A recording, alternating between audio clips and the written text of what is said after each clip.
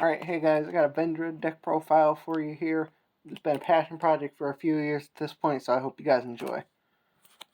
First off, we got 3 copies of Ogre Dance, 3 copies of Foxy Tune, 1 Rising Scale, 1 Deer Note,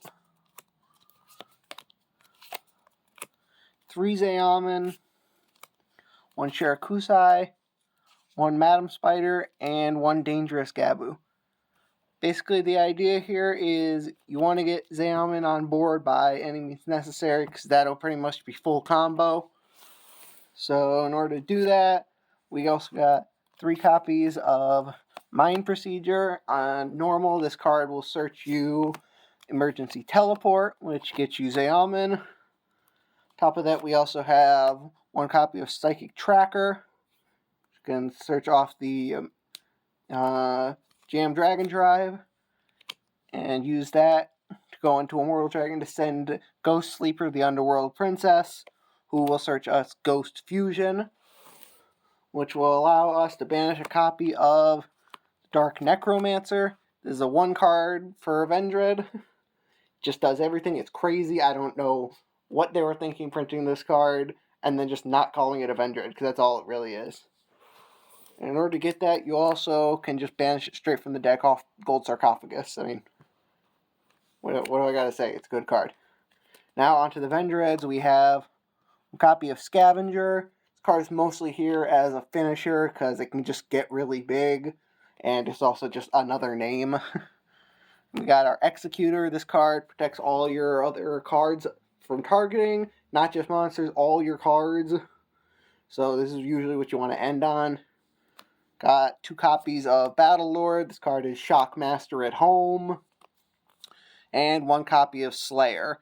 You can play more, but honestly, I was just running out of room, and pretty much all the time I was like, I'm never going to go through more than 1 of these. I'm just going to keep summoning the same one, so it's so searchable, so I just cut it down to the 1. We got 2 copies of Scar of the Vendread. This goes to the graveyard to get you any Vendread spell trap. Got 1 copy of Revenants, 1 copy of Hound Horde, and 1 copy of Core. So Revenants, when it's used as material on field, makes it so your Vendread can quick effect banish a special summon monster. Hound Horde makes it so it can quick effect banish spell trap, and Core makes it targeting immune. So if you summon Executor with Core, your entire board is completely immune to targeting, which very matchup dependent on how good that is. But I mean, hey, worst case scenario, you're not getting impermed. So got 1 copy of Anima. This is recovery, and its inherited effect comes up sometimes. It banishes monsters destroyed by battle, but for the most part, it's just here as another name and another level 1, which comes up because Revenants is 4, Hound Horde is 3. That's 7. If you want to summon an 8, you need either Core or Anima. Ritual spells, we got 3 copies of Origin. This card is insane. In any other deck, this would be crazy. It's non-once per turn. Can summon from grave by using materials from grave. And it protects your Vendread Slayer, which also counts Executor because it's treated as Slayer on the field. You got 1 copy of Evolution. This can use material from the deck. And Ravenous, this is even better. It can use a material from basically anywhere but banish, but it puts it on the field first, so it gives the inherited effect. This is usually how you want to end your combo, because Revenants is basically the only one without a summoning condition, so most of the time you're going to use this to get the Revenants on the field to ritual summon with it. We also got 1 copy of Charge. This is just important for the combo because you have just enough searches to always guarantee you have all the materials you need. So, and this gets you a free body on board. It's basically e-tele. You pitch a zombie to summon Vendread from deck, and as a fun little quirk, it can also send zombies from the field as well, so you can use it to dodge something like an Imperm or a Veiler. You also got one copy of Knights. This can search a Vendread monster by discarding a card, and it lets your Vendread monster attack monsters multiple times in a row, so again, great as a finisher. Got one copy of Cyber Angel Ben 10 because, fun fact, Battle Lord can search any ritual monster. It doesn't have to search a Vendread, so when you send your Battle Lord to the graveyard, you can search a Ben 10, tribute the Ben 10 to summon out a Slayer, and then you use the Ben 10, search you a copy of Chojo of the Trillion Hands, which on summon just lets you pre-prep from deck. Get a ritual and a ritual spell. It's crazy.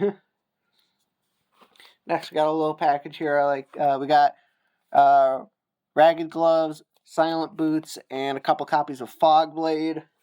You can end your board by making a Rusty, so you send the Silent Boots, get the Fogblade, and Ragged Gloves is here basically so that Silent Boots isn't a hard garnet, and when you send the Silent Boots, you can then just send when you send the Ragged Gloves, you can just send the Silent Boots, so it deck thins as well. You can end 2 copies of Fogblade. If you want, you can put a 3rd copy in case you draw one, but again, I ran out of room here, so make concessions where you can. And the reason we're playing the Fogblades is so that we can play Apophis the Swamp Deity. Just search out the Silhouette Rabbit. It's really nice because this beats Dark Ruler and Forbidden Droplet. Assuming they don't send Trap, but I mean, at that point, what are you going to do? So, it's a great way to beat those cards that you otherwise really lose to. Unfortunately, it's main phase only, so it doesn't beat evenly matched, but you got to make concessions somewhere. Next, for generic zombie support, we also got one copy of Changshi the Spiritow. This card, when banished, can banish another zombie to summon itself, and then it can foolish a zombie. And considering you're summoning all your rituals by just banishing stuff from the graveyard, anytime you can get access to this, it's pretty much going to be live all the time. Got one copy of Mizuki. I don't have to explain that. It's a zombie deck. 3 copies of Delta of Invitation, which just lets you foolish a level 5 or higher zombie on activation. Then if you control a zombie, it lets you summon a token. It also has a neat affecting graveyard to add itself back if a monster is added from your grave to your hand. In certain builds that comes up, but not really in this one. But it's still neat. Keep in mind, it works great without Lich. Search that, we also got the one Terraforming, and on top of Foolishing, we just have Foolish Burial. It's a zombie deck, what more can I say? And to wrap it off, one Called by the Grave. On to the extra deck, we have one copy of P.U.N.K Jam Fever. After you make Amazing Dragon, or Jam Dragon Drive, you can just overlay this on top, give you a monster negate, help you beat Nibiru, and if they don't have that, then you just get to hold it for the next turn. Monster negate. One copy of Typhon. Never leave home without it. Gotta get that win rate up there somehow. One copy of Duke of Demise. This is what you're going to be making off of the Ghost Fusion. It's nice. It gives you an extra normal summon. Lets you add a card back once you send it to grave. And notably, it is a Fiend monster. We also have one Rising Carp to make out the Shirakusai. One Immortal Dragon to send the Ghost Princess. The Jam Dragon Drive to search the Wielder. And then, card I like in this deck, one copy of Stellar Wind Wolfram.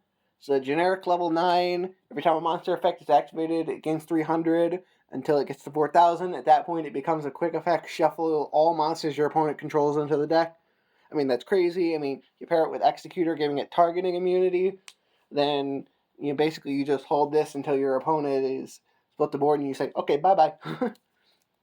You got one copy of All Mirage. This is great because if you normal Zeoman, you can search the Rising Scale, make the All Mirage, and now suddenly there's a P.U.N.K in your graveyard you can banish for Rising Scale.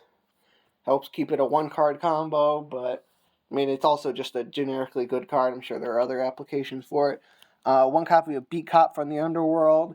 So in hands where you don't get access to the P.U.N.K engine, you need a way to get a Fiend on board so you can make a Boa Coup. And so you just need a generic Fiend link, and this one also has some other inherent synergies with the deck, so really any generic Fiend link that doesn't have some sort of restriction on it can work here, so feel free to experiment. You could play like a unicorn to also help you going second. It's great. A lot of options. Phoenix or Cerberus. Got one copy of Cross Sheep. This is nice because you'll be able to proc both the fusion effect and the ritual effect on this, which is the fusion effect very instrumental for making the stellar win. Got one copy of Sillow Hat Rabbit. What's nice is after you use up the Cross Sheep, you use an extra body to make this, and then it'll set the trap card, and then you can't use it as link material, but you can use it to tribute summon the Chojo of the Trillion Hands with your extra normal summon, and then that frees up your extra monster zone to continue playing. Got one copy of a Vendread Savior. The Vendread Link, very nice, because not only is there a couple of cards in Vendread that can lock you, and then you can just use this to get out of it, but also it adds back a Vendread card, which is again great for the combo, and overall it's just a decent card. If it battles an opponent's monster, it gets to foolish any zombie during the damage step to drop their attack. So a lot of applications with this card. We got one Yugioh the Icicle Mayakashi. It's great for climbing because it'll also let you reborn the Immortal Dragon to keep playing. One copy of Rusty. We all know what this card does. Send Phantom Knights, or get a Phantom Knight spell trap. And then finally one Aboaku, the Lightless Shadow. You're going to use your Duke to go into this, lets you reborn a light or dark, and then during your opponent's turn, it's Disruption, lets you quick effect pop a card. Then what's really fun is during your standby phase, it lets you draw a number of cards up to the different types in your graveyard, and then put that number of cards back. The P.U.N.K engine especially, you end up with so many different types in your graveyard, you're going to be drawing like 10 off of this card. So whatever you need to finish off your opponent on turn 3, you're going to find it off of this thing. So that's really fun. And finally for the side deck, we got a copy of Zombie World and one Necro World Banshee. You know, in a pinch, you can cut your combo short and set off the Immortal Dragon, send this, or there are a few other ways to search it. You know, Zombie World, it just hoses some decks, so, and it does nothing against you. In fact, it turns all your guys in the graveyard into zombies, so you can then banish them for ritual summoning, so tons of synergy with this deck, so always something to keep in mind. It's great for certain matchups. Next, we got the anti-Malice tech. You know, this deck does not have a great time against Malice. You know, a lot of your Vendread end board is banishing the opponent's stuff. That's no good. You're a graveyard deck, so you hate fighting that. And none of the Malice guys, they don't target you. So you got 3 Lancia. Notably, you can search this off the Ben 10. So again, you can get your combo short to just end on one of these in your hand and basically just say bye-bye to your opponent's combo. We got 3 of Lancia at home. We got Chaos Hunter. And what's nice about this is it stops your opponent from banishing cards, but you can still banish them. So you can still banish stuff like Malice and Underground. Got 3 Phantasme. It is a 60 card deck, so this really helps you dig for those answers going second. And then we got 3 copies of Nibiru. I mean, what can I say? Worst case scenario, if your opponent puts up a board that can't be Nibiru, this isn't a level 11 monster, so you can tribute it for a ritual. And finally, we also have 1 copy of Yugioh the Absolute Zero Mayakashi. This card just shuts down your opponent's banish zone. Your opponent can't act it.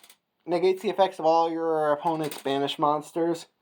So, and you can make it so easily in this deck, so it's also great against Flu, which is another thing Zombie World hoses, so don't worry, you got the Flu matchup on deck. So that's basically it. Like I said, combo is getting Zayaman on the field by any means necessary, going through the normal P.U.N.K stuff, ending on Immortal Dragon to send the Ghost Princess, Ghost Fusion, summon out the Necromancer, and from there is where it gets a bit confusing. If there's interest, I can make a follow-up video showing a basic combo. And other than that, that's all I really have to say. Like I said, I've been working on this deck for years, so it's a real passion project of mine, so I'm happy to finally have the tools needed. It wasn't until just, a couple sets ago that they started releasing cards that finally pulled everything together. Alright, so if any questions, feel free to leave a comment below, and thanks for watching.